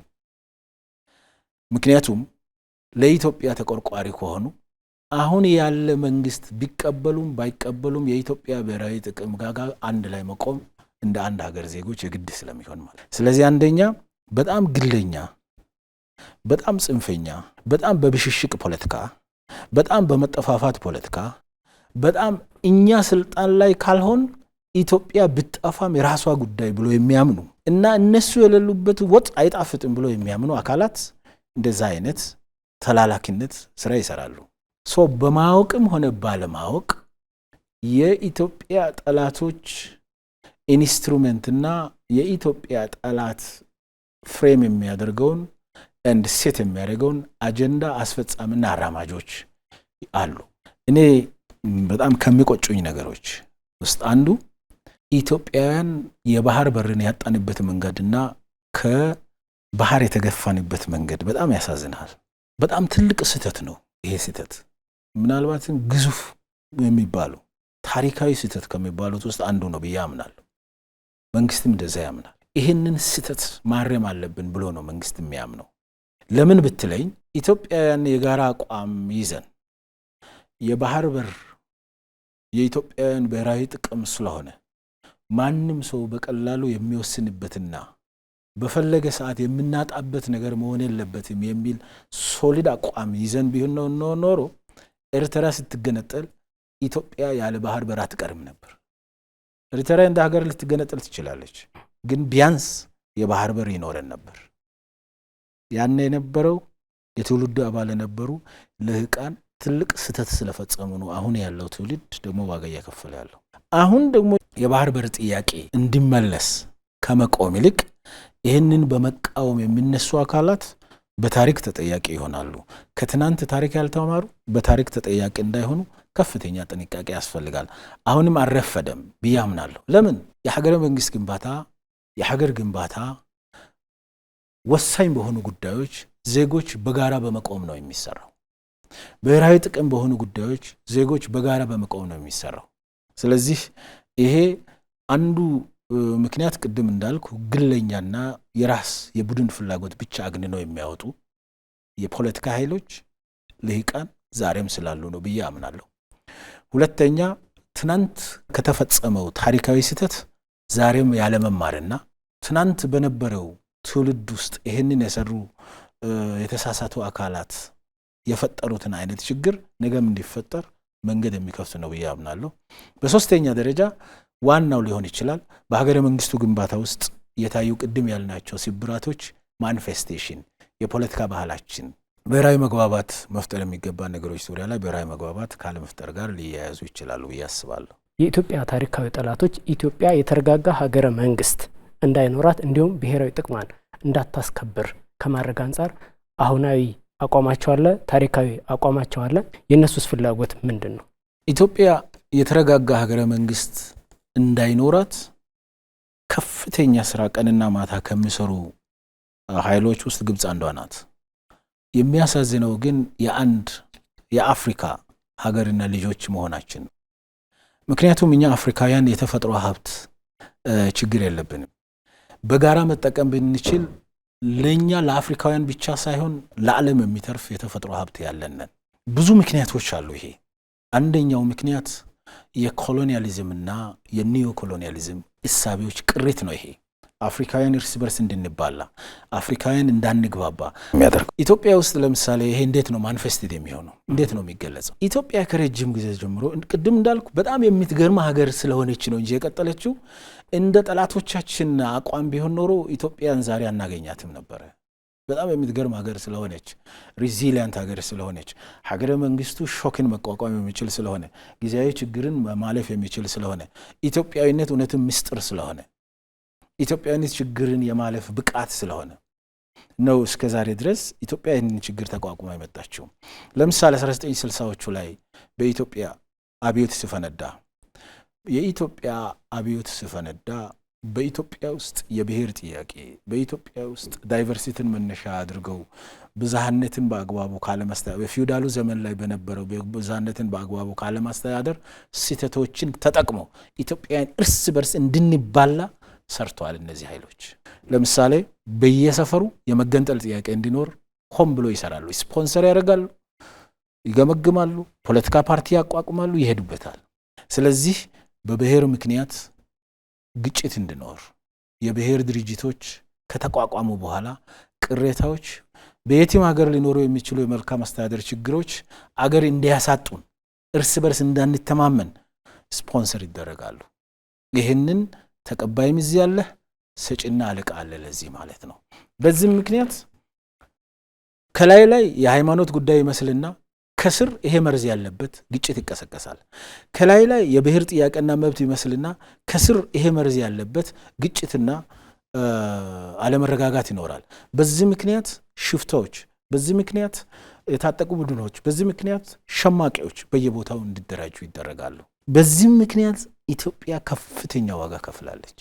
እኔ ሁሉ ጊዜ አነሳለሁ 2013-14 ቤንሻንጉል ጉሙዝ ክልል መተከል በሚባል አካባቢ ላይ ችግር ተፈጥሮ እዛ መንግስት መድቦኝ ለማገዝ ከጸጥታ ኃይሎች ጋር እዛ ነበርኩኝ።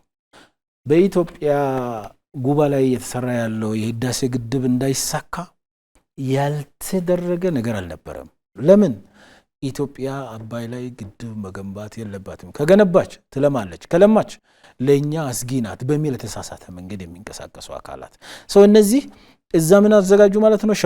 ሸማቂ ቡድን ሲያዘጋጁስ እዛ ውስጥ ያለ ቢሶትን በመቀስቀስ ነው የሚያዘጋጁት። ስለዚህ እነዚህ አካላት ይህንን የሚያደርጉበትን ምክንያት እኛ ኢትዮጵያውያን ማወቅ አለብን ማለት ነው። የኢትዮጵያ ብሔራዊ ጥቅምን ማስከበር የሌላ ሀገር ብሔራዊ ጥቅምን ማሳጣት አድርገው የሚወስዱ ሀገራት አሉ። የኢትዮጵያ ብሔራዊ ጥቅምን ማስከበር ወይም የኢትዮጵያን ብሔራዊ ጥቅም በማሳጣት የራሱን ብሔራዊ ጥቅም አስከብራለሁ ብሎ የሚያምኑ አገራት አሉ። እጅግ በጣም ኋላ ቀር፣ እጅግ በጣም በ21ኛው ክፍለ ዘመን ተቀባይነት የሌለው 21ኛው ክፍለ ዘመን ሙቹዋሊ በነፊት የሚያደርግ አቅጣጫ ነው የምትከተለው። አንተ መጥፋት አለብህ እኔ ለማለሁ ብለህ እንደ ሀገር መቀጠል አችልም። ሁላችንም ለሁላችን በሚሆን መልኩ በመተሳሰብ እኛና ለምሳሌ ግብጽ የአፍሪካ ሀገሮችን ነንኛ ትልቅ ሪሶርስ አላት አፍሪካ እና ይሄንን ሪሶርስ በጋራ መጠቀም እንችላለን። ይሄንን ሪሶርስ ኢትዮጵያ እንዳትጠቀም በማድረግ የሚጠቀም አካል ከዚህ በኋላ አይኖርም። ኢትዮጵያ እኮ ግዙፍ ሀገር ናት። ኢትዮጵያ 130 ሚሊዮን ህዝብ አላት። 130 ሚሊዮን ህዝብ አላት ሲባል አንዳንድ ሰዎች እንደ ማስፈራራት ይወስዳሉ። አይደለም። 130 ሚሊዮን ህዝብ ትልቅ እድል ነው፣ ትልቅ ገበያ ነው፣ ትልቅ ሀብት ነው፣ ትልቅ ቴክኖሎጂ አምጪ ነው። ይሄ ህዝብ ከበለጸገ ካደገ ከለማ ለቀጠናው ሀብት ነው፣ እድል ነው። ይሄ ህዝብ ባልሆነ መንገድ በድህነት ውስጥ፣ ይሄ ህዝብ ባልሆነ መንገድ በእርስ በርስ ግጭት ውስጥ፣ ይሄ ህዝብ ባልሆነ መንገድ በእርስ በርስ መናቆር ውስጥ ከቆየ ለሀገሩ ብቻ አይደለም እኮ ዙሪያውን ፍላድ ያደርጋል። ዙሪያ ላይ ያለውን በሰላም ማደር አይችልም። ኢትዮጵያ is a big country እና ትልቅ ሀገር ናት። ትልቅ ፖቴንሻል ያለው ሀገር ናት። ኢትዮጵያ በአፍሪካ የተረጋጋች የለማች የበለጸገች ሀገር ማድረግ አፍሪካን ይዞ መውጣት ነው። ኢትዮጵያ ደግሞ የምትፈልገው ፍላጎቷ ምንድነው? ከጎረቤቶቿ ጋር በጋራ ማደግ፣ ከጎረቤቶቿ ጋር በጋራ መበልጸግ፣ የተፈጥሮ ሀብትን በጋራ መጠቀም ነው። ኢትዮጵያ የምትጠላው አንድ ነገር ብቻ ነው። ኢፍትሃዊነትን አትቀበልም። ኢትዮጵያ የምትጠላው እናንተ እየተራባችሁ እኛ እንጠግባለን የሚል እይታ አትቀበልም። እናንተ ጨለማ ውስጥ የሆናችሁ እኛ ብርሃን ውስጥ እንሆናለን የሚል እይታ አትቀበልም። እናንተ እርስ በርስ እየተባላችሁ እኛ በተረጋጋ የሀገረ መንግስት ግንባታ ውስጥ እንኖራለን የሚለውን ብቻ ነው የማትቀበለው። ኢትዮጵያ በጋራ ማደግን፣ በጋራ መበልጸግን፣ በጋራ የአፍሪካ ኩራት መሆንን እንደ መለያ እንደ ብራንድ አድርጋ ነው የምትወስደው። ኢትዮጵያን መበቀል የሚፈልጉ ኃይሎች አሉ። በአድዋ ምክንያት ኢትዮጵያ ህዳሴ ግድብ በመስራቷ ምክንያት ኢትዮጵያን መበቀል የሚፈልጉ ኃይሎች አሉ። ግን የሚመጡበት መንገድ ሌላ ነው። ብሔር ውስጥ ገብተው ሃይማኖቶች ገብተው በአንድ ብሔር ውስጥ ደግሞ ወይ በዞን ወይ በአውራጃ ወይ በሰፈር ወይ በምናምን ወይ በጎሳ እየገቡ ነው የሚመጡት። ይሄንን ጉዳይ መንቃት አለብን። ይሄ ጉዳይ ይቆማል ወይ ከተባለ አይቆምም። ለምንድን ነው የማይቆመው? ለብዙ ሺህ ዓመታትም አልቆመማ። ለነገሩ ለብዙ ሺህ ዓመታት በድህነት ውስጥ እንድንቆይ፣ ለብዙ ሺህ ዓመታት እርስ በርስ እንድንጋጭ፣ ለብዙ ሺህ ዓመታት የእርስ በርስ ጦርነት በየዘመኑ እንዲነሳ አድርጓል። አሁንስ መንቃት አለብን። ነቅተን ምን ሆን አለብን? ውስጣችን ለራሳችን በውስጣችን ያለ ችግርም እንኳ ቢኖር መነጋገር አለብን። ለዚህ እኮ ነው ለምሳሌ በአድዋ ዘመን የነበረው ትውልድ ለዛሬው ትውልድ ኩራት ነው አይደል? ኢትዮጵያ ደግሞ የባህር በር እንዲታጣ ያደረጉ የትውልድ አካላት ለዛሬው ትውልድ ዕዳ ወርሷል። ዕዳ ያወረሰን እንዳንሄድ ጥንቃቄ ያስፈልጋል ማለት ነው። እነዚህ አካላት ግን ይሳካላቸዋል? አይሳካላቸውም። ለምን? ኢትዮጵያውያን ከልምዳቸው እየተማሩ ኢትዮጵያም መከራን የተቋቋመች እስከ ዛሬ ድረስ የዘለቀች ሀገር ናት። ከመቼውም ጊዜ በላይ ደግሞ ኢትዮጵያውያን እየነቁ መጥቷል። ከመቼ ጊዜ በላይ ደግሞ ኢትዮጵያውያን በኢሹዎቻቸው ዙሪያ ላይ ትክክለኛ ጥያቄ ማንሳት ጀምረዋል። ኢትዮጵያን እየመራ ያለው መንግስትም እንዲህ አይነት ጉዳይ በአግባቡ ፍሬም አድርጎ መምራት የሚችል መንግስት ነው።